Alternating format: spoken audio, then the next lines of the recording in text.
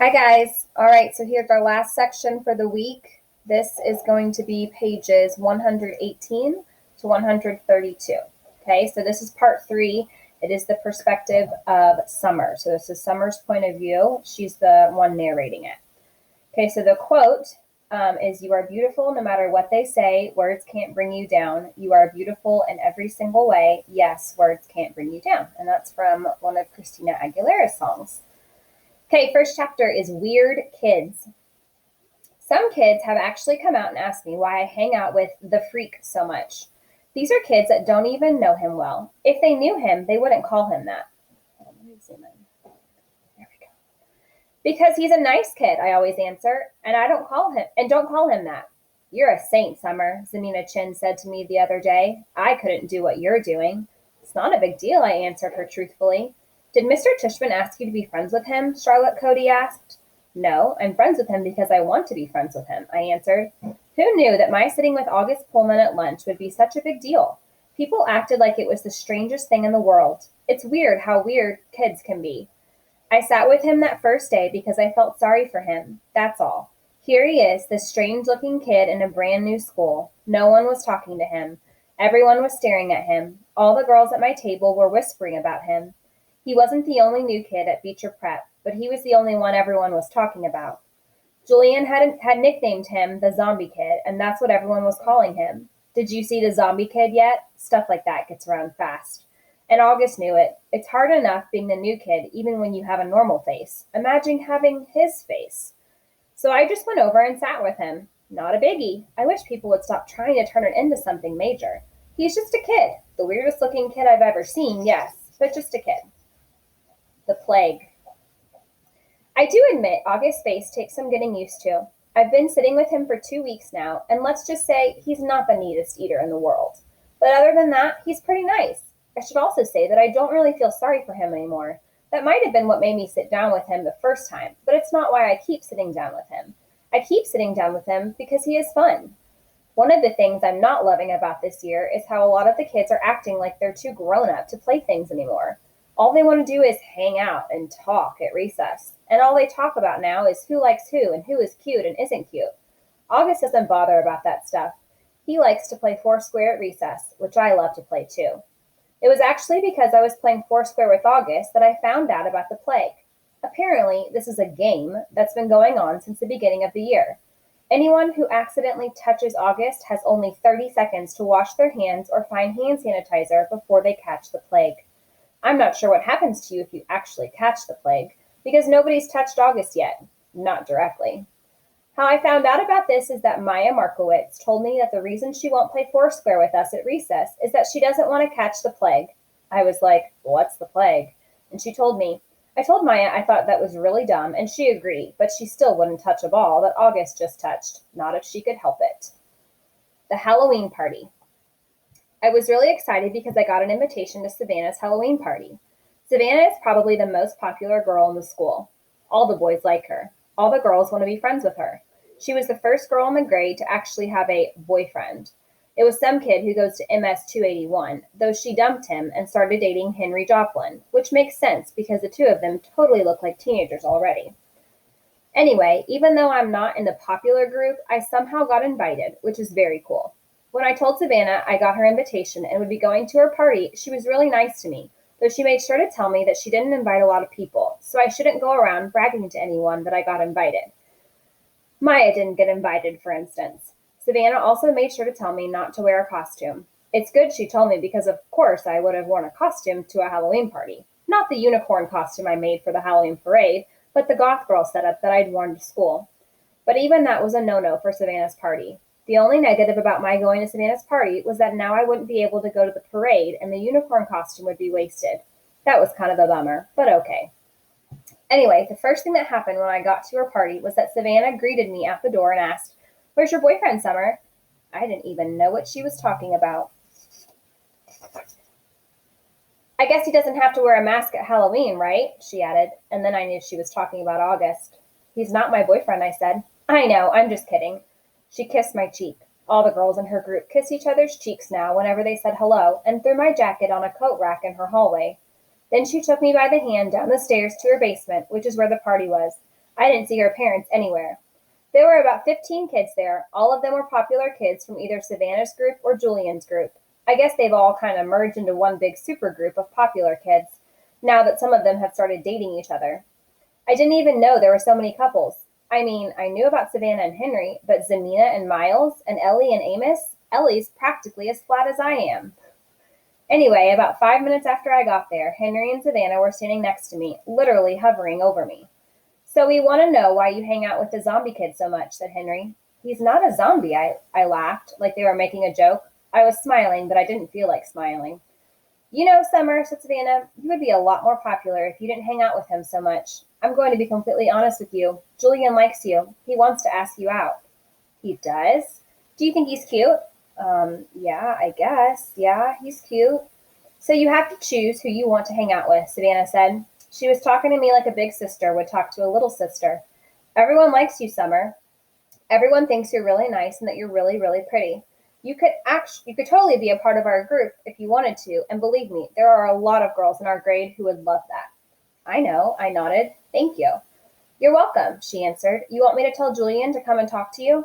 I looked over to where she was pointing and could see Julian looking over at us. I actually need to go to the bathroom. Where is that? I went to where she pointed, sat down on the side of the bathtub, and called Mom and asked her to pick me up. Is everything okay? Said Mom. Yeah, I just don't want to stay, I said. Mom didn't ask any more questions and said she'd be there in 10 minutes. Don't ring the bell, I told her. Just call me when you're outside. I hung out in the bathroom until Mom called, and then I snuck upstairs without anyone seeing me, got my jacket, and went outside. It was only 9:30. The Halloween parade was in full swing down Amesfort Avenue. Huge crowds everywhere.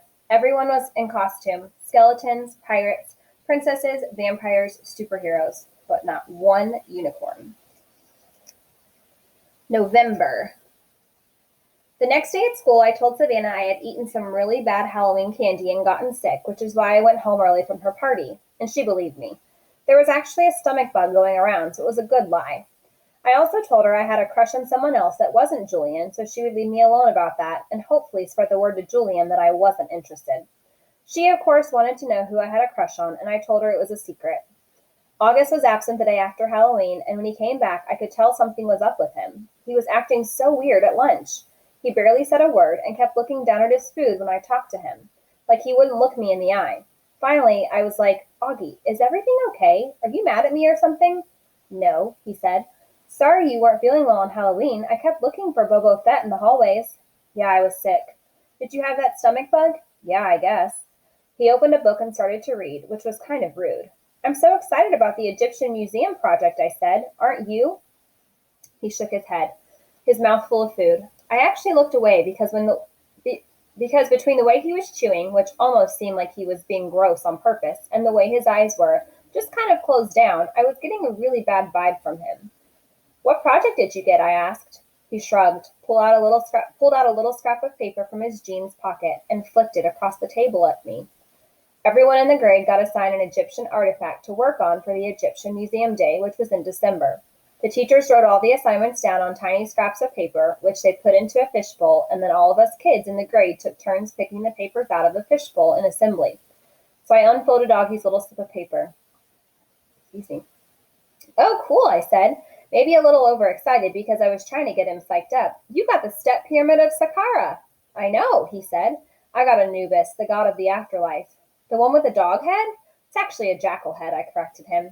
Hey, you want to start working on our projects together after school? You could come over to my house. He put his sandwich down and leaned back in his chair. I can't even describe the look he was giving me. You know, Summer, he said, you don't have to do this. What are you talking about? You don't have to be friends with me. I know Mr. Tushman talked to you. I have no idea what you're talking about. You don't have to pretend, is all I'm saying. I know Mr. Tushman talked to some kids before school started and told them they had to be friends with me. He did not talk to me, August. No, he did. Yes, he did. No, he did not. Yeah, he did. No, he didn't. I swear on my life. I put my hands up in the air so he could see I wasn't crossing my fingers. He immediately looked down at my feet, so I shook off my Uggs so he could see my toes weren't crossed. You're wearing tights, he said accusingly. You can see my toes are flat, I yelled. Okay, you don't have to scream. I don't like being accused of things, okay? Okay, I'm sorry. You should be. He really didn't talk to you? Augie! Okay, I'm really sorry.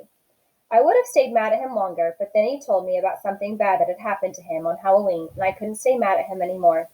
Basically, he heard Jack badmouthing him and saying really horrible things behind his back. It kind of explained his attitude, and now I knew why he'd been out sick. Promise you won't tell anyone, he said. I won't, I nodded. Promise you won't ever be mean like that to me again. Promise, he said, and we pinky swore. Warning, this kid is rated R. I had warned Mom about August's face. I had described what he looked like. I did this because I know she's not always so good at faking her feelings, and August was coming over for the first time today. I even sent her a text at work to remind her about it, but I could tell from the expression on her face when she came home after work that I hadn't prepared her enough. She was shocked when she came through the door and saw his face for the first time. Hi, Mom, this is Augie. Can he stay for dinner? I asked quickly. It took a second for my question to even register. Hi, Augie, she said. Of course, sweetheart, if it's okay with Augie's mother. While Augie called his mother on his cell phone, I whispered to Mom, Stop making that weirded out face. She had that look like when she's watching the news and some horrific event has happened.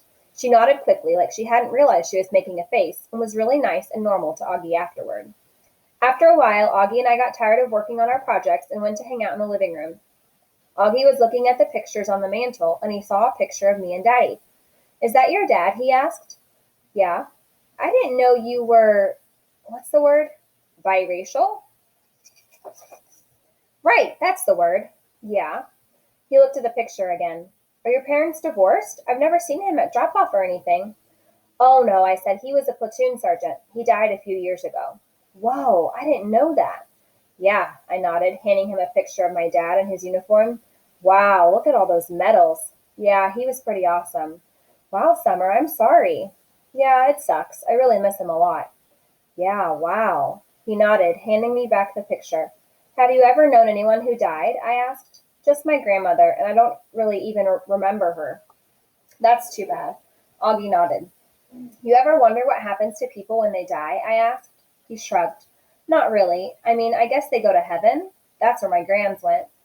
I think about it a lot, I said. I think when people die, their souls go to heaven, but just for a little while. Like, that's where they see their old friends and stuff and kind of catch up on old times. But then I actually think the souls start thinking about their lives on earth, like if they were good or bad or whatever. And then they get born again as brand new babies in the world. Why would they want to do that? Because then they can get another chance to get it right, I answered. Their souls get a chance to have a do-over. He thought about what I was saying and then nodded. Kind of like when you get a makeup test, he said. Right. But they don't come back looking the same, he said. I mean, they look completely different when they came back, huh? Oh, yeah, I answered. Your soul stays the same, but everything else is different. I like that, he said, nodding a lot. I really like that, Summer. That means in my next life, I won't be stuck with this face. He pointed to his face when he said that and batted his eyes, which made me laugh. I guess not, I shrugged. Hey, I might even be handsome, he said, smiling. That would be so awesome, wouldn't it? I could come back and be this good-looking dude and be super buff and super tall. I laughed again. He was such a good sport about himself. That's one of the things I like the most about Augie. Hey, Augie, can I ask you a question? Yeah, he said, like he knew exactly what I wanted to ask. I hesitated. I've been wanting to ask him this for a while, but I've always lost the guts to ask. What? He said. You want to know what's wrong with my face? Yeah, I guess, if it's okay for me to ask. He shrugged. I was so relieved that he didn't seem mad or sad. Yeah, it's no big deal, he said casually. The main thing I have is this thing called mandibulofacial dysostosis, which took me forever to learn how to pronounce, by the way. I also have this other syndrome thing that I can't even pronounce, and these things kind of just morph together into one big super thing, which is so rare they don't even have a name for it. I mean, I don't want to brag or anything, but I'm actually considered something of a medical wonder, you know. He smiled. That was a joke, he said. You can laugh. I smiled and shook my head. You're funny, Augie, I said. Yes, I am, he said proudly. I am cool beans. The Egyptian tomb. Over the next month, August and I hung out a lot after school, either at his house or my house. August's parents even invited Mom and me over for dinner a couple of times. I overheard them talking about fixing Mom up on a blind date with August's Uncle Ben. On the day of the Egyptian Museum exhibit, we were all really excited and kind of giddy. It had snowed the day before, not as much as it had snowed over the Thanksgiving break, but still, snow is snow. The gym was turned into a giant museum with everyone's Egyptian artifact displayed on a table with a little caption card explaining what the thing was. Most of the artifacts were really great, but I have to say I really think mine and August were the best. My sculpture of Anubis looked pretty real, and I had even used real gold paint on it. And August had made his step pyramid out of sugar cubes. It was 2 feet high and 2 feet long, and he had spray painted the cubes with this kind of fake sand paint or something. It looked so awesome. We all dressed up in Egyptian costumes. Some of the kids were Indiana Jones type archaeologists. Some of them dressed up like pharaohs. August and I dressed up like mummies. Our faces were covered except for 2 little holes for the eyes and 1 little hole for the mouth. When the parents showed up, they all lined up in the hallway in front of the gym. Then we were told we could go get our parents, and each kid got to take his or her parent on a flashlight tour through the dark gym. August and I took our moms around together. We stopped at each exhibit, explaining what it was, talking in whispers, answering questions. Since it was dark, we used our flashlights to illuminate the artifacts while we were talking. Sometimes, for dramatic effect, we would hold the flashlights under our chins while we were explaining something in detail. It was so much fun, hearing all these whispers in the dark, seeing all the lights zigzagging around the dark room. At one point, I went over to get a drink at the water fountain. I had to take the mummy wrap off my face. "Hey, Summer," said Jack, who came over to talk to me. He was dressed like the man from the mummy. "Cool costume." "Thanks." "Is the other mummy August?" "Yeah." Hey, do you know why August is mad at me?" "Uh-huh," I nodded. "Can you tell me?" "No." He nodded. He seemed bummed. "I told him I wouldn't tell you," I explained. "It's so weird," he said. "I have no idea why he's mad at me all of a sudden. None. Can't you at least give me a hint?" I looked over at where August was across the room, talking to our moms. I wasn't about to break my solid oath that I wouldn't tell anyone about what he overheard at Halloween, but I felt bad for Jack. "Bleeding scream," I whispered in his ear, and then walked away. All right, next time we are going to start part 4, which is from Jack's point of view.